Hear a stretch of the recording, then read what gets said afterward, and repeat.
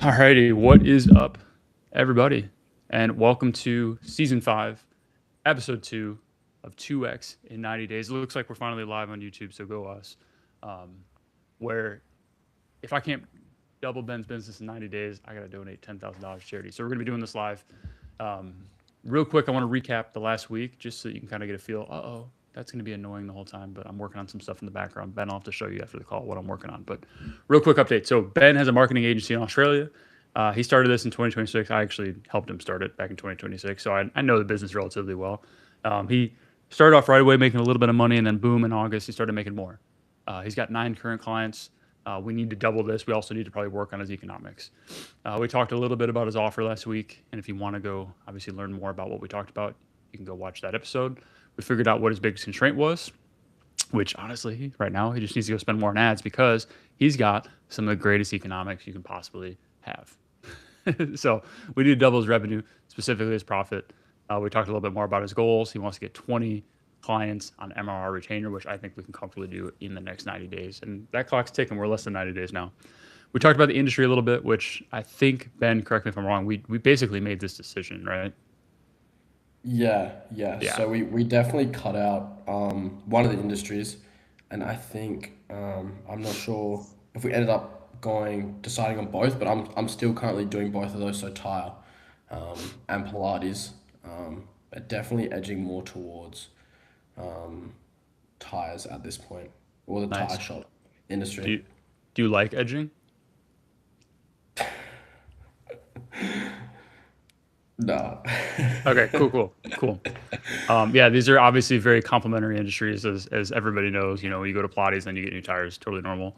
Um, um, yeah, so these are kind of open loops we're still working on, which I'm actually going to copy these over to. Oh my gosh, sorry. I I'm running some agents in the background, so this is just gonna this is gonna keep happening. I just need to get it on the other monitor. Um, we are doing some rebuild of some softwares right now. Okay, now let's lock into this episode. So obviously that makes it on a live stream, Ben, but I'll cut all that out when we actually like splice together the episodes for the real YouTube stuff. So Yeah. okay, so your homework was to go launch more ads. Did you do that? Yeah. So over the last 2 weeks, basically doing a lot of testing, um, testing videos, testing statics. I doubled my spend. So I don't have the biggest budget to play with, but I'm definitely like starting to increase the amount of money that I can throw at the ads. Um, so Awesome. I was doing about $25 a day. Now doing about $50 a day, 40, 50 a day. So that's definitely helped out. Lead volumes increased, but still the quality isn't probably there yet, the quality of lead that I'm looking for. And then cost per booked call has also gone up as a result of the lead quality not being there. But yeah, I feel like definitely heading in the right direction, but still room to improve in terms of lead generation. Yeah, and I know if I grab these notes from over here, you had. Let's just pull this really quick. I'm just gonna kind of put this back over here so we can mess around with it. So we had, if I remember right, these black numbers are kind of what you were, and then we basically math this out where it's like even if these numbers got a little bit higher, it was in the red if I remember right. Actually, no, I'm sorry. This is just calculations on it. I apologize. But even if you went a little bit higher down here, um, I guess my question would be in the last week or so, if we were to get rid of some of these numbers, what has been your let's see, so you're running about, I'll just take some notes. So you're running about $50 a day. Whoops, that's way too big, which nobody Yeah. has ever said to me. Okay, about $50. Um, Yeah. Thanks for catching that. How many leads you get a day, you think? Or what's your cost per lead right now? Probably So better. probably averaging 2 leads a day, 2, 3 leads a day. Yeah. Okay. Do you know what your cost per lead is over like the last week? I can't actually see over the last week. I can see for the month it was 22. Okay, so 22 But leads. over the last week it'd probably be sitting around 30, I'd say. Wait, time out. You said you got 20 in the last 22 in the last month, but then 30 in the last week. How's that work? Did I get that No, wrong? cost per lead, cost per lead. Oh, got it. Okay. So your cost per lead is about $22. Yeah, yeah. Okay. For August, it's been 22. Okay. Cost per lead is about $22. Do you know what your cost per book call is? Yeah, I've got it here. Cost per book call for August was 61. And do you know what your cost per live call is? Cost per lot. Okay, Unless that was your live call. I think I might. Okay, I think I've mixed it up. I think my cost per live call is 61. My cost per booked call is 48. Does Sweet. that sound about right? That sounds like the cheapest cost per live call I've ever heard in my entire life. So yeah. But yeah, okay. You said 48, and your show up rate's pretty good. Yeah, yeah. Because normally what happens is, people will say, "Oh, my show up rate is only 50%," and the reason why they're like, and I'll say, "Hey, that's actually great." The reason is, of that 50%, did you just let anybody who booked a call talk to you? And when we're looking at these numbers right here, pretty much everybody that books a call to you, you're talking to. What I typically like to do is, booking a $50 call. That's actually pretty, like that can actually be pretty normal even at scale. Like when we were running multiple thousands of dollars a day in ads, we were in the $50 to $70 range. So that part isn't crazy to me. What you'll see though is your cost per live call might get all the way up to two, three, $400 with a $50 book call, because you'll just Okay, start getting really selective about who you talk to. okay, Selective to who you talk to, and if people don't confirm like crazy, you'll just get them off your calendar. So that way, okay, as your time becomes more and more valuable, you're just talking to people who you should be talking to, if that makes sense. okay. So, So so when you say that, these leads they're booking straight through the funnel, like you're not booking them yourself. They typically be booking straight through the funnel. Uh, both, yeah. So actually, yeah, good question. I should just pull up some of our old numbers, but basically, how our funnel would work is, we'd run an ad. Actually, you know what? I can probably pull it up in a kind of cheeky way. Give me just a second, because Yeah, I think I have a map of it somewhere in our Canva. yeah. I think I might have seen something like this. Yeah, let's see. Do do do do do. It's gonna. I think I'm in our creative Canva though, and I don't know my personal login. Here we go. This might be it actually. This would be nice. No, these are clients. It's gonna be this one, I bet. Do do do do do. Yeah, here's different funnels. So okay, perfect. So we had a couple different funnels running, but this is kind of off of one we're talking about here, right? So ran an ad. Our ads were a little more indirect, where we were running the where we were running like a lead magnet, basically like a free group. On the lead form, we would qualify them, and qualification wasn't, at some point we got away from the whole like, how much money you make, all that. It was just like, hey, are you our avatar? If no, like, get lost, because we Mm, just needed to train the algorithm on that. Then once they opted in for the free thing, then we'd say, great, workshops on the way. If you want to have more results, book a call, and that would push them to calendar. And then when they booked that call, then that would push them over to a setter call. Then what would happen is, even the people that didn't book this call when they opted in, they would go into an SMS sequence, and then our setters would also call them like crazy, and then that would get them on a setter call, and then our setters would push them to a closer call. yeah, yeah. So That's pretty similar to mine at the moment, apart from the the lead magnet part. So that's yeah, yeah, that's definitely similar to what I'm doing. for sure. I mean, to be fair, too, what you're doing, I would argue, is still technically a lead magnet, um, because you're kind of just offering a free thing, you know. Yeah, yeah, true. So it's like, I think lead magnets think there has to be like some tangible. A lot of people think a lead magnet has to be like some tangible PDF or downloadable thing, and it's like, I mean, you could do an audit. That's technically a lead magnet. It's just any a lead magnet is just anything that basically attracts leads. you know. So okay, so these numbers all look good. Why did we open this loop though? Oh, because you're spending more on ads. As you're spending more, you said your costs are going up. Tell me more about that. Your cost per lead's going up. Your cost per book call is going up. Both, neither. Yeah, so both went up. So before, like lead volume was low, and I was obviously spending not a lot. So I increased, lead volume went up, but the cost went up. All the costs went up a little bit. And I think that was partially because I was doing a lot of testing. So I'm just like over the last week and a half, 2 weeks, I've been testing like all different formats, videos, statics. So that kind of dragged, like the bad performers dragged that down a bit. At the moment, I'm just about to get two videos out that I think are going to do really well. Like they're really direct on that free offer that I've got. And basically, there's no reason for them to not inquire about it. So I feel like Yeah. once I get these ads out, that should go down a little bit. But Do you yeah, have your I do you think, have your ad account open? yeah, I do. Yeah. Why don't we just take a look at it? Perfect. You can share your screen. Just gotta make sure you close the Pornhub tab first. That joke is undefeated. All right. Sweet. Okay. Let me get this bigger on my monitor though. There we go. Okay, so walk me through what because you were kind of telling me you were giving me some context, but now we can actually look at it.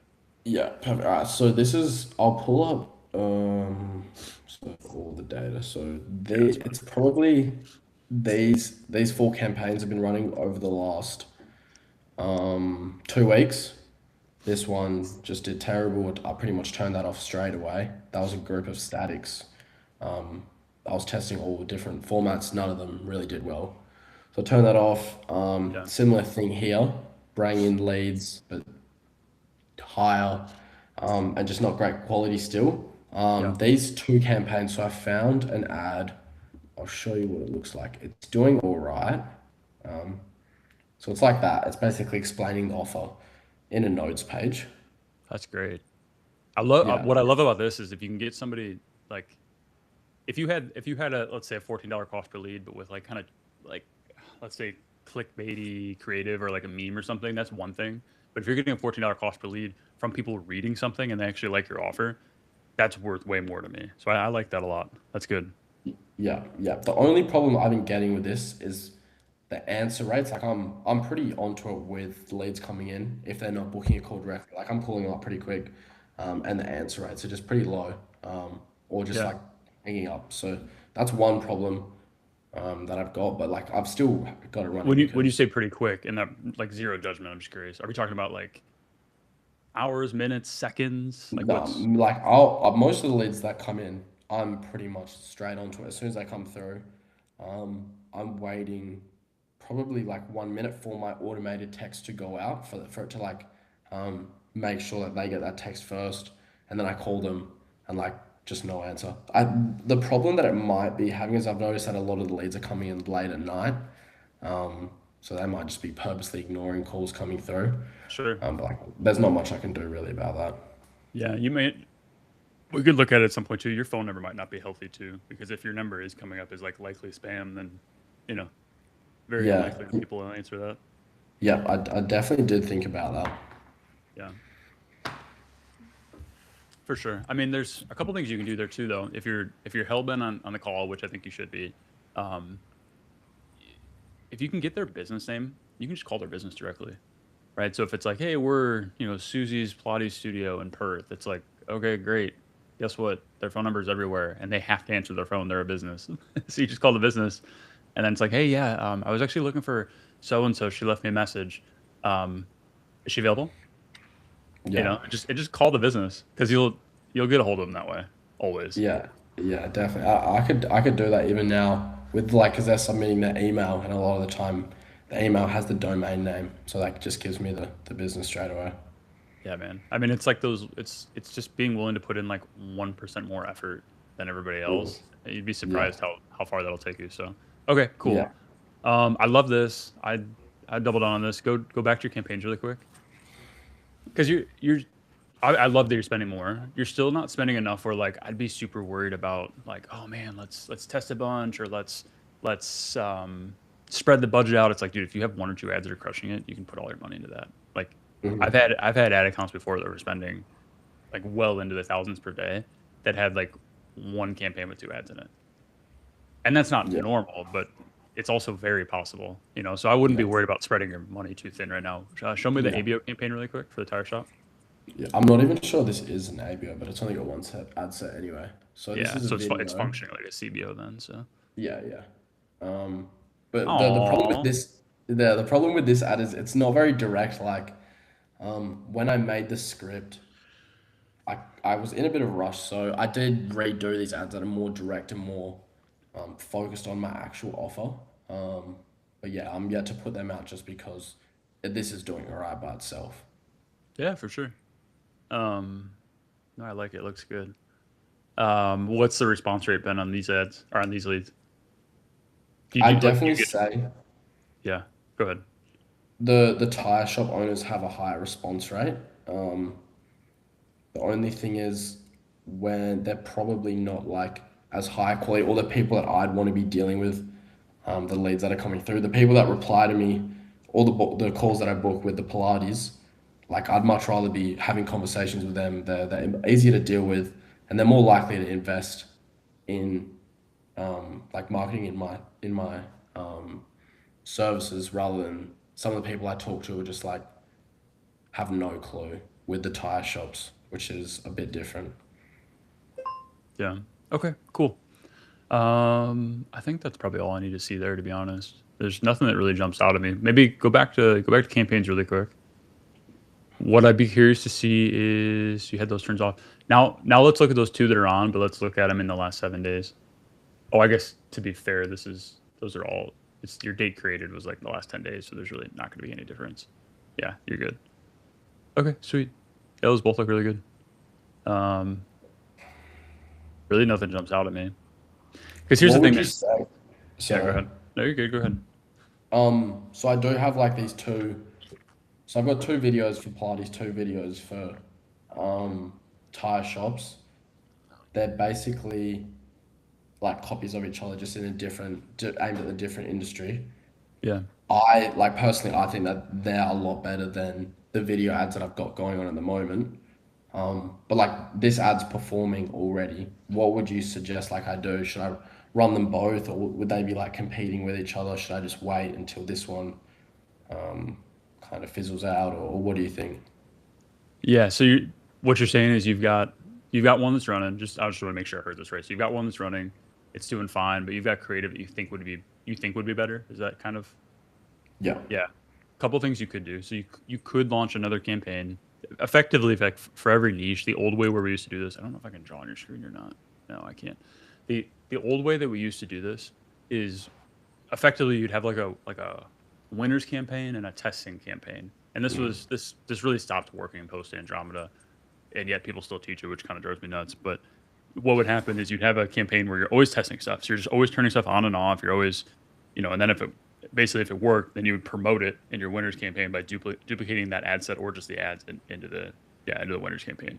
Now, honestly, like if you've got creative you think is solid, you can still make another campaign, and then instead of that being like a quote unquote like testing campaign, you just basically make that campaign a winning campaign and just put more budget into that. Or you can like I'll have winning campaigns and I'll just put new creative. I'll just put new creative in that campaign by just putting another ad set in there Yeah. because it'll typically what'll happen is Andromeda will pick up pretty quick and say, yeah, this is fine, and it'll actually divert some budget to it, or it just won't spend any money on it because their algorithm will just basically decide for you that it doesn't want to spend the money on it.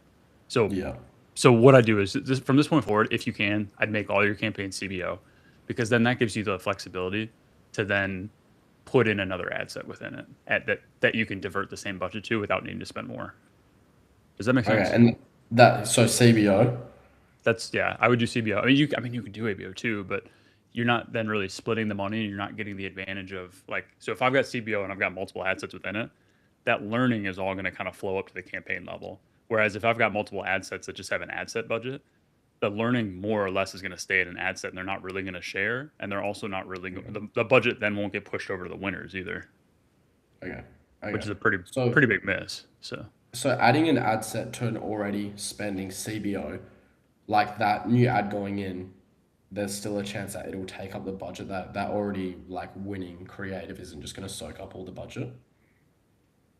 yeah, I mean anything's possible, right? It could divert some of the budget. It could, in theory, it could divert all of it, which I think is very unlikely, unless it's like a totally different creative style. For example, if you've got a CBO that's got like 3 images in there, and then all of a sudden you put a video in, like Yeah, it might spend more in the video. Like that's just kind of that just happens sometimes.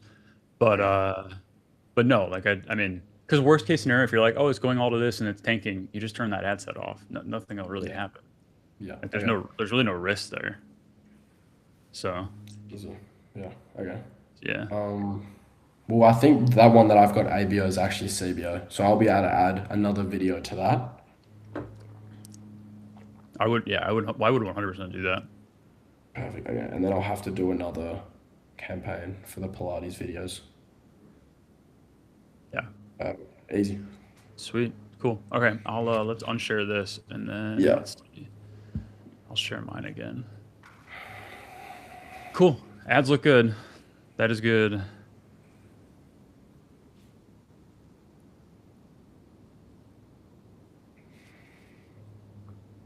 Okay. So then I really think what we need to work on here is oh nice, this eraser does work. Dude, I was sitting here trying to there's like a little black spot. I was like, why won't this erase? It's a smudge on my monitor. I'm such a doofus. Um, Uh, okay. What we need to do is let's reverse engineer this now from how much money we're trying to make. So is the offer still 1,500 a month? Are we pretty set on that? yeah. I mean, I was thinking about it literally yesterday. Every time I get two or three new clients, I've been increasing that number. Yeah. So I've closed really recently, three clients on 1.5K. So yeah, I'm definitely thinking about hedging that up to probably two. Sweet. Yeah, the nice thing at that number too is like you probably are not going to have a ton of like your churn's not going to be too bad. As you get up to two, three, four in our agency, we had clients that were anywhere from $4,000 to $10,000 a month, and some that were Mhm. more on rev shares.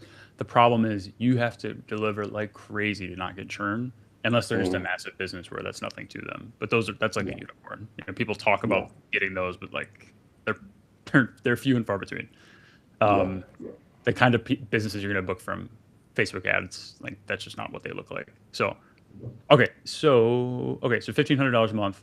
Um, do you want to do this off of number of clients? Or you want to do this off number of revenue? I Because I'm think, yeah well, we're aiming at 10K, aren't we?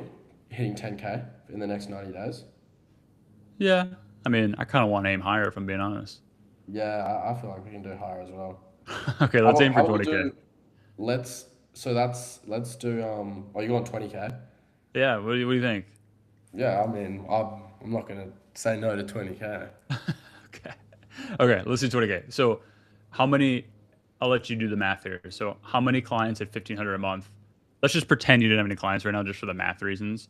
How many clients at $1,500 a month would you need to be at 20K MRR? 13. 13. Okay, sweet. And let's just pretend that your churn is, let's just say 6 months, when in reality it could be two, it could be 20. I mean, you don't know that number yet, and that's okay. Mm. Um, what is it with these lines? Do you see these lines on there? Yeah, what is that? I don't know. This is all so fun fact about this program. This is actually all HTML code, and I think it's like trying to figure out how to decipher like a drawing on here. I'm probably just way zoomed into it. I bet that's what it is. Okay, so 13 a month. So in reality, then we probably need to start bringing on. Fuck, I mean, I'd say a client a week would be really nice. Mm. All right, so what's it going to take to bring on one client a week? Let's look at that. Right. What did we figure out from last time that our cost per acquisition was? Do you remember? No, but I've got it here for August. I've got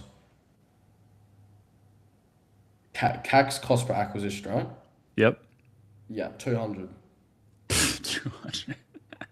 apparently from Apparently, no. I think last month it was 200. Realistically, it won't say that. Let's just say it's gonna be double that. It's gonna be more than double that at scale. But yeah, okay. let's just say it costs you $400 to go get a customer. Yeah, I Right. think it's like I had a really good streak like about a week ago where that Yeah. probably lowered all my numbers. Yeah, and you'll have those. I mean, that'll happen again for sure. The thing that I've always learned though is like not riding like your business is like, oh, I had this really good week. Oh, this week feels really bad. This week feels good. This week, and when in reality, like baseline is here. Even these bad weeks are still good, but it's just when you're always comparing to your best, it forces you to like you get in a bad Yeah. head state. So what you just need to remember is like, hey, I'm above my baseline. I set my target. My target is to slightly get better. I'm still above that as long as I, et cetera, et cetera. So just keeping that mindset will help a lot. Yeah. Okay. Yeah.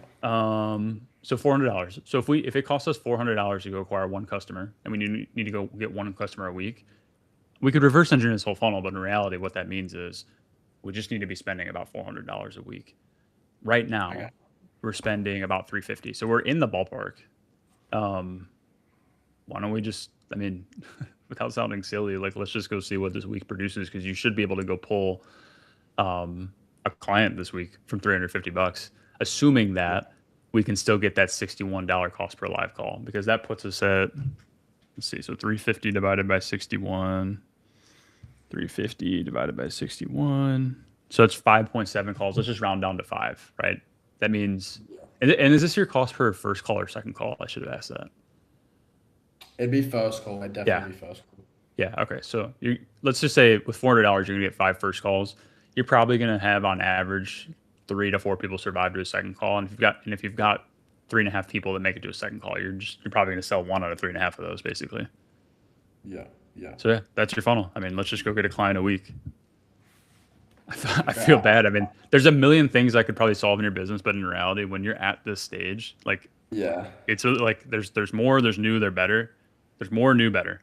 And for you, it's always just gonna be more until you probably hit like 50K a month. Like you just more your way to that. Okay. Because then at 50K, the switch you then start flipping is you can't really brute force that. There's another person that I'm doing a 2x by 90 series with, Caleb, the one Caleb with a K, Yeah.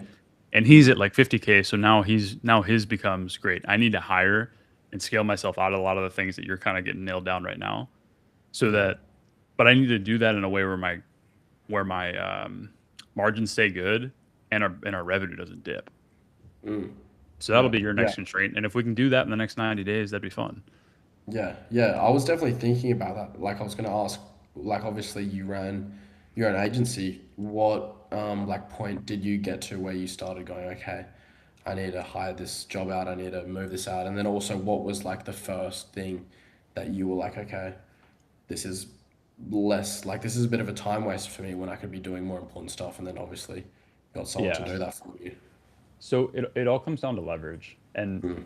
and specifically dollar per hour activities.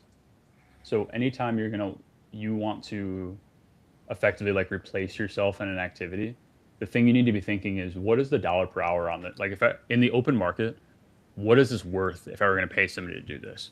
Because in your business right now, like there's like a handful of things you do, right? So let's just go through them really quick. So you do sales, you run your ads, obviously you do fulfillment, um, meaning like client work. What anything else that like jumps out at you that's major that you do? Maybe some admin Um, stuff. yeah, yeah. Like, I've got a list of daily tasks that are like really simple, but I just have to do them every day. Um, Yeah, for sure. I mean, yeah. So that's in an agency business, like this is basically it. And in reality, like most of your work is, if you're doing it right, is really in these categories. It's like you're selling and you're creating sales conversations. yeah. Now, ironically, this is probably actually, if I were to I'll do this really quick. This is now probably in backwards order of when I would scale out of them. So admin stuff, the first thing you should do is when you start hitting like, let's say 10K a month or more, you should go hire a VA from the Philippines, pay him $1,000 a month, and save yourself 20 hours a week of just like bullshit tasks. Yeah. Because Okay. that'll then allow you to do more of this, and this. The next thing Yeah. you'll scale yourself out of is fulfillment and the client work. You can hire somebody who can effectively run the ads. And even if they're only 90% as good as you, so like run the ads for our clients, they're good. They're probably 90% as good as me. The difference is do that all day. So they're actually locked into like those ads, whereas I might have been checking in and then I might have been doing other stuff. I might have been switching my brain so I can go do sales, et Mm. cetera, et Mm. cetera. Yeah. Right. Yeah. So they actually end up being better than you. Then at some point you'll so this is going to probably happen. I should put numbers on this. So this is going to happen about 10K a month. Fulfillment, probably like 25K a month. Sales, this is nuance, right? So if we're talking about like setters slash like somebody who's just helping you take more sales calls or making sure you take better sales calls, I mean that can happen. That can happen early. That can be, I mean, shit, that can be like 40K a month. Closers, you're probably, I like doing this later the most. I realistically don't think hiring closers before 100K a month makes a ton of sense, especially Yeah. if it's your first time. Now, if you've done it Mm, before, if it's like, if first time, definitely. if not first time, maybe like 50K. And the reason Yeah. for that is you're going to lose a lot of efficiency the first time you hire closers, just because there's a drop off from you taking the sales call to somebody else. Mm, It just is like they're only ever going to be a percentage of you. They're not ever really going to be better. Everybody thinks they just get to go hire a closer, and all of a sudden sales is going to get better, and it's not. They're going to be a representation of you. yeah. And then running your ads, if this is something you yourself are good at, I mean, you own a marketing agency, so you're only going to get better and better at it. There's a case where the answer is never, but you might end up getting a CMO at like $500,000 a month. Like it's probably not on your radar for a long time. Yeah. Yeah. So does that make sense? Yeah, no, definitely. I was thinking like, yeah, the admin stuff, like just stuff that's really simple. You don't even, there's no brain power, but like it's just stuff you have to do every day. Yep. Um, like I'm already doing that, and like I'm not, like I don't really have that much work. But yeah, that's definitely something I'd look into. And then as well with like the closers, like even getting a closer, I know that's like a fair distance or fair time away for me. But like even like you can't have like the ability to choose who's coming in and who is your clients. Like someone else is doing that for you. Like you'd Yeah. obviously have to be comfortable with that. And I know we spoke about it one time. You said that when you had closers, it kind of didn't like ruin, but like people started coming in to the done with you program, and people that you typically wouldn't have brought in yourself just because they're not the right type of people that you'd want to work with. Yeah. Well said. You're Yeah. spot on. I mean, it's a trade off, right? They're going to be the big word here is incentives, right? Because they're incentivized to go sell more. I mean, if they're just a commission employee, which most closers are, what are they incentivized to do? They're just incentivized to bring on more customers. Whereas me as a business owner, yeah, of course I want to grow my business. That's not nothing about that is a secret. But I also understand how much of a drag it's going to be if I bring somebody in and they're just a nightmare of a client. Like all of a sudden it takes us the energy it would have taken 10 clients just to fulfill this one person. I'm going to avoid that like the plague because it's not worth it, right? But a closer doesn't care because I mean, I shouldn't say they don't care. It's not that they don't care, but they're not incentivized to care. So they're just going to get somebody in the front door, right? So it's really Yeah. when you hire closers, there's a few things that are really important. And sorry, I've got this itch in my nose that is driving me absolutely insane. Um, this whole video just gonna be like clips of me picking my nose, basically. Um, so so we'll talk about onboarding closers. And so the metric here is how quickly can they take their first call? How quickly can they close their first deal? How quickly can they have full calendar? And can they have discretion? I'm going to spell this so wrong. Discretion to bring on good fits. Right. So it's all about your onboarding to make these things happen. So how quickly can they take their first call? Part of this is a hiring constraint. Did I hire somebody that's batteries included? Are they actually good at this? Because then it should just be a few days of making sure they understand your process and SOPs, and they should be plug and play. Then how quickly can they close their first deal?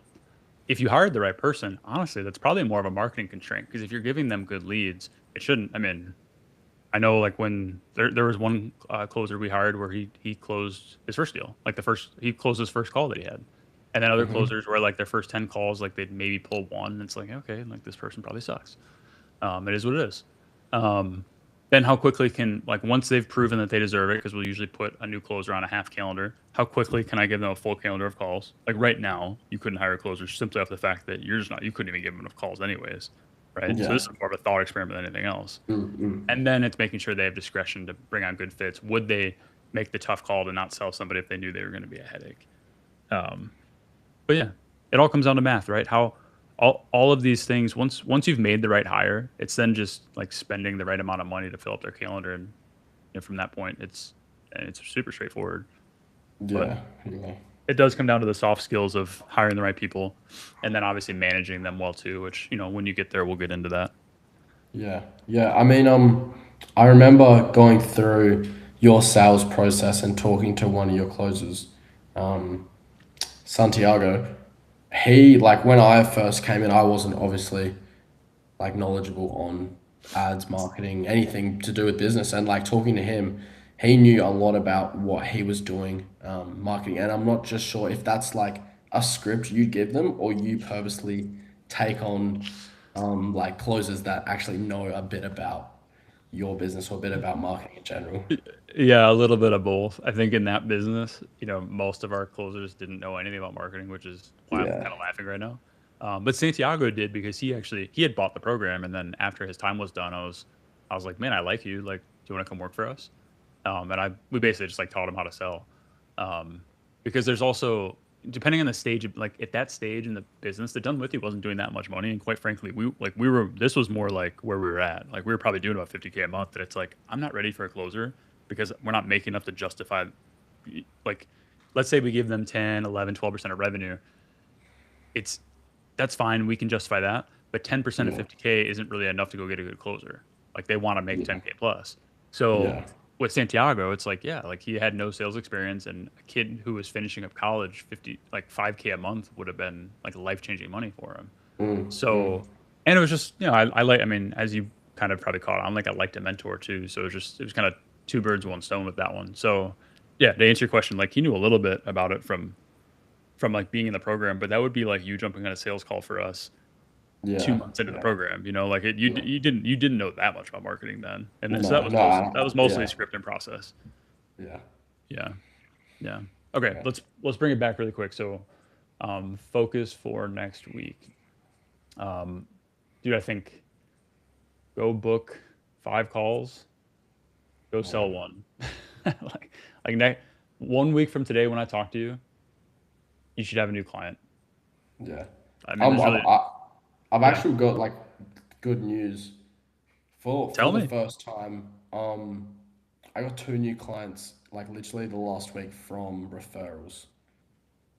So very helpful. Didn't really have to do much work on my end. They were straight into it. So that helps out a lot. But yeah, and then I've also got a bunch of calls booked tomorrow, Thursday, Friday. So hopefully we can get that done. Amazing, man. Yeah. I mean, this is like, I always think of referrals as, I call them free money, right? Like, and that's why as you grow too, the mistake a lot of people make is they just always focus on their front end of the business. But if you're doing good fulfillment, I mean, depending on how good of fulfillment you're doing, sometimes you don't even really have to market or sell, because one, if everybody's on MRR and they don't churn, that's awesome. And then if they're also referring people, you can actually have what's called a negative churn, where if let's say, just for math reasons, let's say your churn was zero, meaning you had 10 clients and they never left you for the history of time. And on average, you got one referral a year. Technically, that would be a negative churn, right? Yeah. So no, that's all hypothetical, and it's basically impossible, but every little bit counts. So this is huge, man. This is a big win. So this time next week, you're gonna have 5 book calls and at least one sell. Yeah, yeah. Well, I think I've got at least five book calls for the next 3 days. So yeah, we'll see what I can make work. I've actually got So I remember we talked about my offer the other day Hmm. on that call, the offers call, and we talked about just like giving as much value for free to them. And I do have a question on that. So I think you know a bit about my offer with the basically the growth plan or like the free plan that I'm giving to them. Yeah. On, do you know about it? Why don't you, just for the sake of the video, just tell me about it again? Yeah. Okay. So what I'm doing is obviously having a setting call. So I'm getting them on that setting call, and the aim of that is basically like a normal discovery. So I'm just asking, it's all questions, no pitch, asking them. First of all, basically want to qualify them and get to know about their business, make sure that it's the right business for me to work with. And then I want to know what the actual situation and goal is, and if they're doing anything at the moment to reach that goal. At the end of that call, I make the decision on whether or not I want to work with them. Most of the time, it's a yes. Um, and then I tell them basically, okay, I'm going to go back and look at what we talked about, make a custom plan based off what we've talked about, um, bring that to our next call and show you exactly what I would do if we were to work together. So that's been working really well. Basically showing them that, okay, I predict or I project that we can add an extra 20K over the next 3 months to your revenue if we were to do this, this, and this. So that's been working. What I've been thinking with the calls where they're saying no to that, you told me that I should basically be running it or suggested that I should run that plan for a week for free and see what result it gets. Um, I still feel like pitching on that second call isn't a bad idea because I've been closing a lot recently doing that. Um, Who is saying no, and when are they saying no in the first call or the second call? second call, second Okay, call. got it. Okay, so they're Yeah, saying no yeah. to that offer, and then they're just like flat out like no, I don't want that, or what No, kind of no. It's just like objections. I'll think about it. Price. So just like your normal things. yeah And then they eventually fizzle out when I try to follow yeah up with them. But what yeah I'm thinking is, I think sorry, go. it's a bit of a function of your time, right? Because if you have the time, there's really nothing for you to lose to be like, hey, like, so loop back into it and make sure, like, hey, money aside, this like, is this something you feel confident in? Yeah. Are you sure? Like, because I've got an idea that I think you might like, but I want to make sure this is something that you're like on fire. But you're just a little nervous about giving some sexy ass kid in Australia $1,500. Am I getting that right? Yeah. Okay, great. Cool. That's what I thought. Everybody always says how hot I am. You're so right. So that's what I would say for like I'd just be like, yeah, I'm hot. Okay, so that was gay, wasn't it? Cool. Cool. Um, my wife's like in the other room, probably laughing at me. Um, okay, what do we do this? What if I were to run it free for a week to show you how awesome the system can be, and assuming it goes as well as that I'm telling you it will, then I'll just automatically charge you the $1,500 a week from today. And if you don't absolutely love it by then, you can cancel at any time. How does that sound? Yeah, great. Yeah, The one caveat is to do that, you got to put a card on file because otherwise I could just sit here and do a bunch of work for you and you could run. So I'm going to charge you $1 today. You can cancel at any time. I'll even put that in writing for you. How's that sound? Great. Okay, cool. But you got to make sure a couple things. One, they're bought in on the process, and then two, you handle what the actual objection is because this can't be like a band-aid to not just figure out like you got to ask the question to figure out what the actual problem is, and then assuming it is strictly just like, yeah, I love it. I've just been burned before. I don't trust you, or whatever. It's like, hey, no worries. I'll do it for free for a week because you really have nothing to lose if you have the time to yeah, handle the client. It's not like there's any cost. Like it's not like you're losing any money or anything. And like, what's a couple yeah. hours to get some ads set up for them? Like, who cares? Yeah, definitely. And I was thinking, like, even at the end of that week, like, worst comes to worst, I can't get them the results they're looking for at the end of that week. Most likely, I'm not going to be able to get, not saying that I won't, but like, most likely, that's not going to be a client that I'm going to get good results for anyway. For sure. Um, and then that's just going to be like a win for me. It's someone, like, I'm bringing on someone that isn't going to churn in 1 month or 2 months. So, with 100%. that, if I'm getting results good in the first week, that's most likely a client that's going to stay with me for longer. 100%. Yeah, Yeah. yeah, Good, no, good that question. was the exact direction I was thinking of going in. I like that. I mean, it's such a high trust thing too. I think when you are when you're a solopreneur, you're doing all the fulfillment, you're doing all the sales. It's you have such an advantage because you can do things like that in a sales call. Like what we just talked about there as a sales process is really hard to duplicate to other people because giving your closers the discretion to do that, and then also expecting your fulfillment team to like nail that is because it's not like your sales team and your fulfillment team are going to be really good at systematized process, and that is not like it's very hard to systematize what we just talked about. It's not impossible. It can be done, but like that's a very like right now, my partner and I are launching a business where we're going to probably sell it without any help for the first probably 30 to 60 days just to feel it out. And we're both so excited because we're doing something similar where it's like we get into the hood, we look at their business, and the thing he keeps saying, he's like, yeah, dude, it's like letting a freaking like bull into a china shop, or it's like letting a lion into your den or something. Like, yeah, no shit. If you let us look inside your business, we're gonna find a million things that are wrong, and we're gonna be able to make you a ton of money. And like, it's basically just like Trojan horsing our way to get into the business so we can look at it though. And you've kind of already gotten that part nailed down. So yeah, you're in a good spot.